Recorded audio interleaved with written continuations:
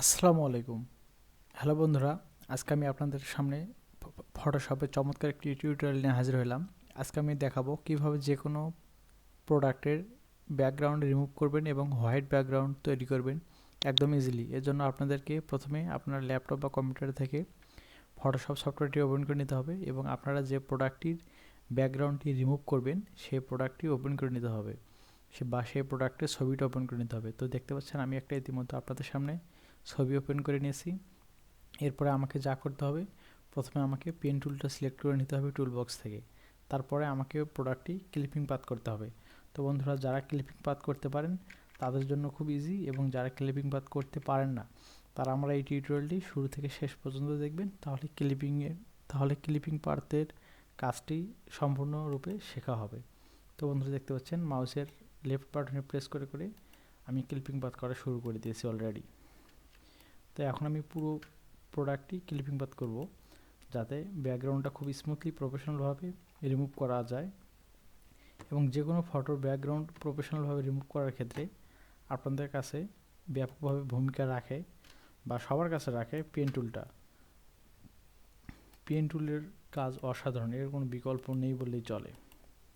তো বন্ধুরা, দেখতে পাচ্ছেন আমি কত স্মুথলি ক্লিপিং পাথ করতেছি, আপনারা এইভাবে ক্লিপিং পাথ করে নেবেন। তো বন্ধুরা, আমার একটু আউটসাইডে চলে গেছিলো পাথটা, সেজন্য আমি কন্ট্রোল বাটনে চেপে ধরে সে পাথের উপরে ক্লিক করে আমি টেনে নিয়ে আসলাম আমার এই ইমেজের ভিতরে।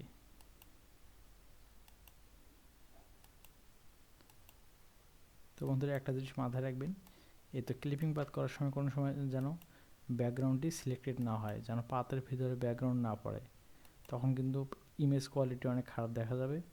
এজন্য সতর্কতার সাথে একটু জুম ইন করে নিয়ে আমরা সবসময় মেইন আমাদের যে সাবজেক্টটা সেটা সিলেক্টেড করে নেব।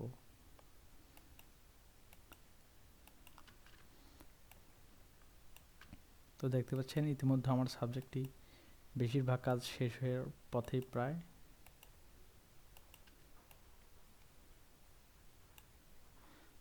আর একটু আমি ইমেজটা সারানাড়া করার জন্য কিবোর্ড থেকে স্পেস বার চেপে ধরে একটু মাউসটা ড্র্যাগ করব নিচের দিকে, তাহলে আমাদের ফটোটি নড়াচড়া করবে।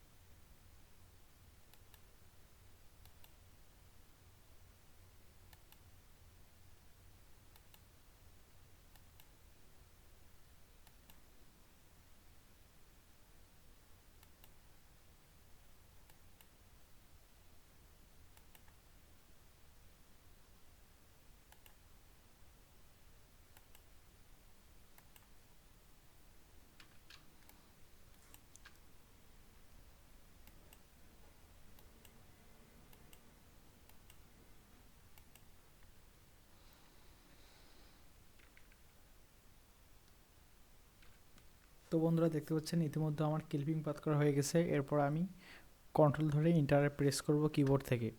দেখতে পাচ্ছেন আমার সম্পূর্ণ প্রোডাক্ট ইমেজটি সিলেক্টেড হয়ে গেছে। এই অবস্থায় আমি কন্ট্রোল জে প্রেস করে নতুন একটি লেয়ারে কনভার্ট করে নেব। তো বন্ধুরা আপনারা ডেস্কটপে দেখতে পাচ্ছেন আমার নতুন একটি লেয়ার ক্রিয়েট হয়েছে। এখন যদি আমি ব্যাকগ্রাউন্ড লেয়ারটি হাইড করে দেখি, এখন কিন্তু আমার স্মুথলি আমার ব্যাকগ্রাউন্ডটি সম্পূর্ণরূপে রিমুভ হয়েছে। এখন আমি প্রথমে এটাকে যা করব, আমি আমার ইচ্ছা অনুযায়ী ক্রপিং করে নেব। তো বন্ধুরা আপনারাও ক্রপিং করে নেবেন। এর জন্য ক্রপ টুলে ক্লিক করবেন। তারপরে এখন ক্রপিং অবস্থায় আছে, এখন একটু চ্যাপটা করে নেব, হাইট বা হাইট বেড়ে নেব কাজ করার সুবিধার্থে।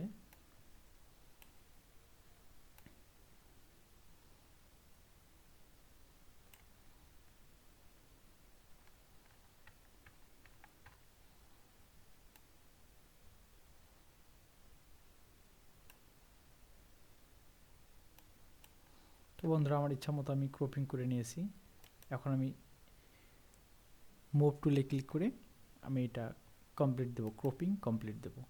তো বন্ধুরা দেখতে পাচ্ছেন ইতিমধ্যে আমার ক্রপিং কমপ্লিট হয়েছে। এখন আমি কন্ট্রোল মাইনাসে প্রেস করে একটু জুম আউট করে নেব। দেখতে পাচ্ছেন বন্ধুরা আমার প্রোডাক্ট ইমেজটি ক্রপিং হয়েছে, কিন্তু আমার চয়েসফুল মতো হয়নি, এই জন্য আমি আরেকটু ক্রপিং করব।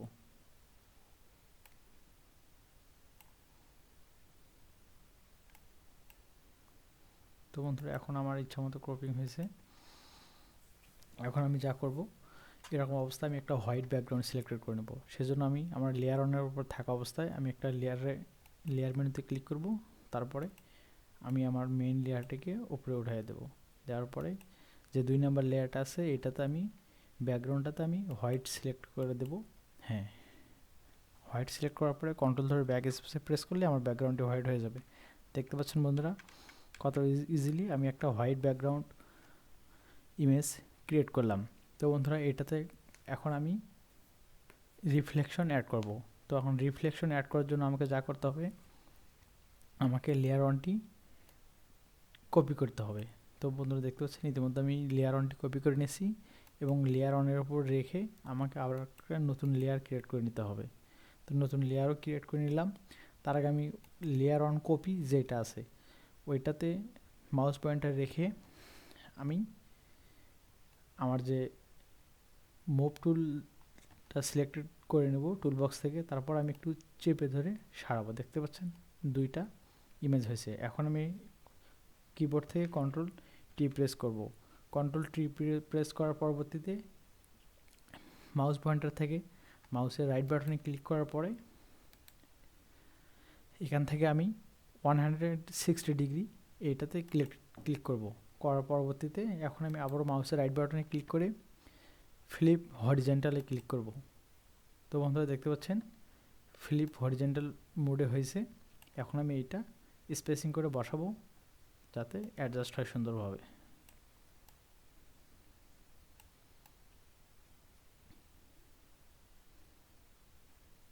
বন্ধুরা দেখতে পাচ্ছেন স্পেসিং হয়েছে। এখন আমাকে যা করতে হবে, মাউসের রাইট বাটনে ক্লিক করে আমাকে ওয়ার্প WRP ওয়ার্পে ক্লিক করে নিতে হবে। তারপরে যে আমার এই জুতার যে গোড়ালিটা আছে এটা এখানে টেনে ধরে আমাকে অ্যাডজাস্ট করে দিতে হবে।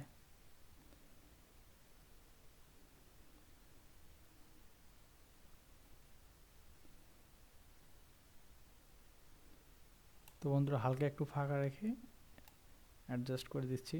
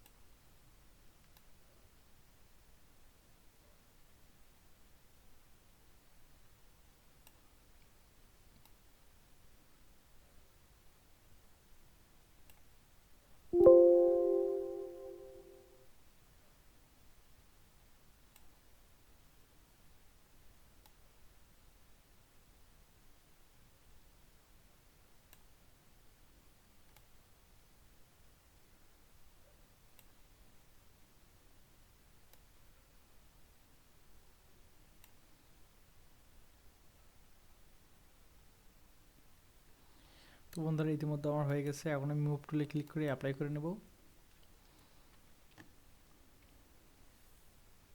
তো দেখতে পাচ্ছেন এখন আমি যে লেয়ার অন কপি নিচে যে নতুন একটা লেয়ার 3 নিয়েছি, এই লেয়ারটা সিলেক্টেড করব। করা অবস্থাতে আমি এখন ব্রাশ টুলে সিলেক্টেড করব। ব্রাশ টুলে সিলেক্টেড করার পরে এখন ব্রাশ টুলে আমি ওপরে এখন হোয়াইটটা নিয়ে নেব, একটু ব্রাশের সাইজটা বড় করে নেব, নিয়ে আমি ব্রাশ করতে থাকবো, কিন্তু ব্রাশ হবে না। এর জন্য আমাকে যা করতে হবে, আমাকে লেয়ার মেনুর উপরে ক্লিক করে আমাকে এই লেয়ারটি উপরে নিতে হবে, লেয়ার কপি ওয়ানের উপরে নেওয়ার পরে হ্যাঁ, এখন আমি যদি ব্রাশ করি এখন ব্রাশ হবে। তো বন্ধুরা দেখতে পাচ্ছেন আমি এখন ব্রাশ করা শুরু করে দিয়েছি।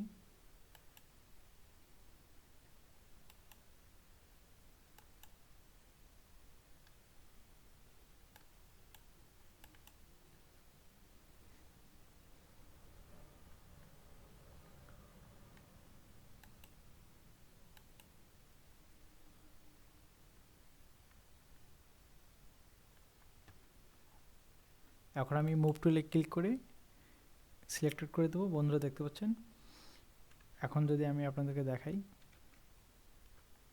কত সুন্দর প্রফেশনাল টাইপের একটা ইমেজ হইল, রিফ্লেকশন টাইপের।